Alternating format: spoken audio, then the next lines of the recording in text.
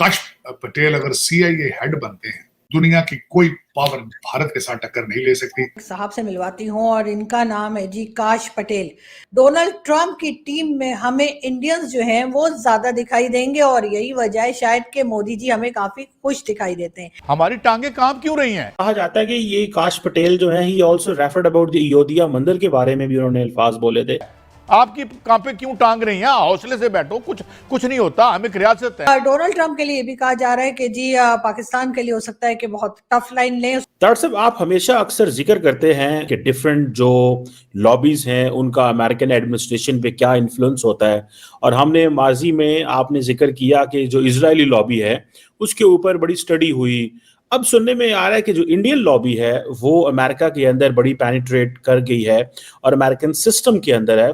इस वक्त जो बात चल रही है वो ये है कि काश पटेल के नाम से एक ट्रम्प के समझ लें कि बड़े करीबी साथी हैं जिनको सीआईए चीफ के तौर पे देखा जा रहा है, और कहा जाता है कि ये काश पटेल जो है he also referred about the Ayodhya मंदिर के बारे में भी उन्होंने अल्फाज बोले थे, विच नॉर्मली अमेरिका के अंदर जो है वो लोग नहीं बोलते। तो इट मीन्स कि ही रेगुलरली लुक्स इंडिया और बड़ा रेगुलरली देखता है और उन्होंने इंडिया के ये जो राम टेम्पल के हवाले से ये जो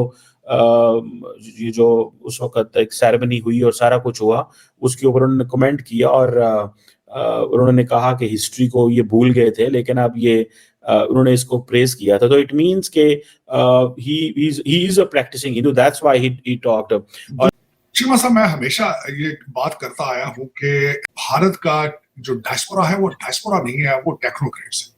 बल्कि इस वक्त मैं ये भी सवाल करना चाहूंगा कि अमेरिका के पास कौन सा चॉइस है कि वो भारतीय डिसेंडेंट लोगों से उनके साथ डील ना करेगा। अब आप सिर्फ काश पटेल की बात नहीं कर रहे, हुज अ लॉयलिस्ट, लफ्ज यहाँ पे आज इस्तेमाल सारा मीडिया कर रहा है काश पटेल के बारे में, ही इज अ लॉयलिस्ट। चीमा साहब, मैं चंद और लोगों के नाम लेना चाहूंगा। उषा वैंस है, जेडी वैंस की वाइफ है, मिसेस बेबक रामास्वामी है। आज के हालात में रिपब्लिकन पार्टी के अंदर निकी हेली है, हमारे बॉबी जिंदल, वर्ल्ड बैंक के हमारे जो सरदार साहब हैं। उसके बाद माइक्रोसॉफ्ट है, गूगल देखें, एप्पल देखें, ये सारे घेरे आसपास के जो है, ये मुझे बताएं क्या चॉइस है अमेरिकन के पास इस वक्त। डिफेंस के बड़े बड़े सेंसिटिव कॉन्ट्रैक्ट्स जो है they are with the Indian technocrats, जो कि डायस्पोरा कहते हैं। बल्कि मैं यहां तक कई दफा एक्सट्रीम में जाता हूं कि अमेरिका को इस वक्त भारतीय टेक्नोक्रेट्स चला रहे हैं। भारतीय बड़ी बड़ी जो टेक कंपनियां हैं वो बिल्कुल तनख्वाह भी अमेरिका जैसी देते हैं और उनके पैकेजेस भी अमेरिका से अच्छे हैं। जिन लोगों के साथ हम सदियों से रह रहे थे, वो हमें तकरीबन 100 साल का गैप देंगे, 100 साल का, सिर्फ अपनी तालीम की वजह से। लेकिन भारत के साथ, जिस तरह मैंने कहा है कि इस वक्त दुनिया की कोई पावर भारत के साथ टक्कर नहीं ले सकती।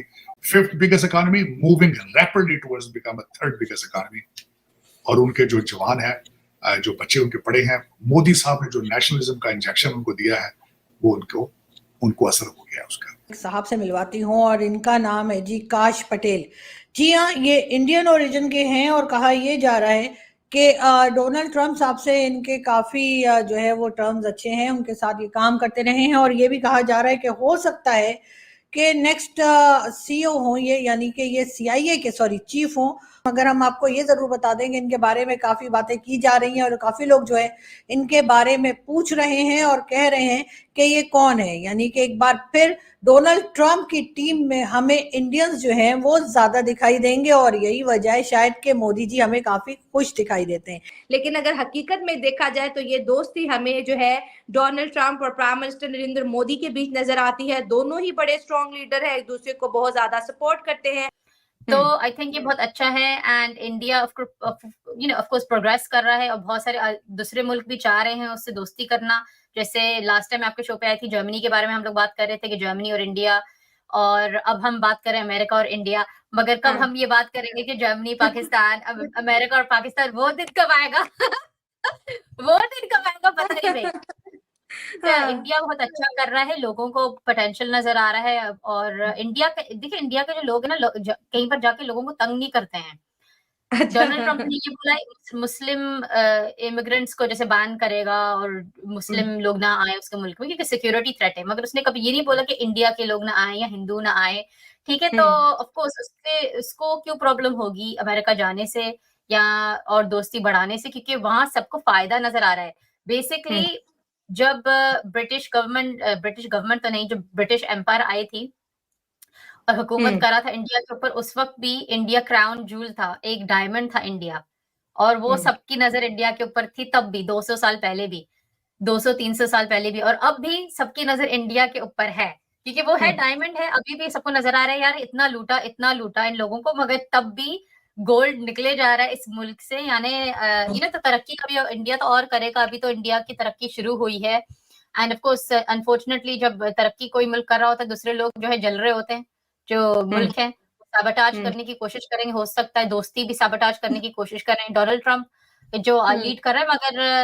मगर जो मोदी जी हैं वो समझदार लगते हैं, वो तीसरी दफा आए हुए हैं, ठीक है, तो आई थिंक वो भी सही चला रहे हैं मुल्क को, डोनाल्ड ट्रंप भी सही चलाएगा, एंड आई थिंक इन दोनों के बीच में दोस्ती देखते हैं कि क्या होता है, तो उम्मीद है कुछ अच्छा और पॉजिटिव ही होगा। अब अगर पाकिस्तान इन चीजों से कुछ सीख सके इस दौरान तो बहुत बड़ा कमाल होगा, दुनिया का बहुत बड़ा वो होगा, मगर देखते हैं जी। अब बिल्कुल ठीक कहा कि मोदी साहब तीसरी दफा आ रहे हैं और डोनाल्ड ट्रंप जो है अमेरिका की 131 साल हिस्ट्री में कम बैक कर रहे हैं, मतलब कि दूसरी दफा आ रहे हैं। तो जहां पर पूरी दुनिया को अपनी कुर्सियों के लाले पड़े हुए हैं, वहां पर इन दो लीडर्स के पास बार बार कुर्सी आ रही है, तो वाकई पार्टनरशिप तो इन दोनों की बड़ी स्ट्रॉन्ग है और बड़ा पॉजिटिव इम्पैक्ट पड़ेगा कि डोनाल्ड ट्रंप जो है पहला दौरा 2025 में इंडिया का कर रहे हैं। तो जाहिर है जैसे आपने कहा कि एक इमर्जिंग इकोनॉमी है, दुनिया को फ्यूचर वहां नजर आ रहा है। अमेरिका के अंदर जो सबसे स्ट्रॉन्ग लॉबी है वो है इंडियन और इजरायली लॉबी, और अगर इंडियन डायस्पोरा की बात करें तो इंडियन डायस्पोरा नंबर 1 पर आता है अर्निंग और एजुकेशन के मामले में अमेरिका के अंदर।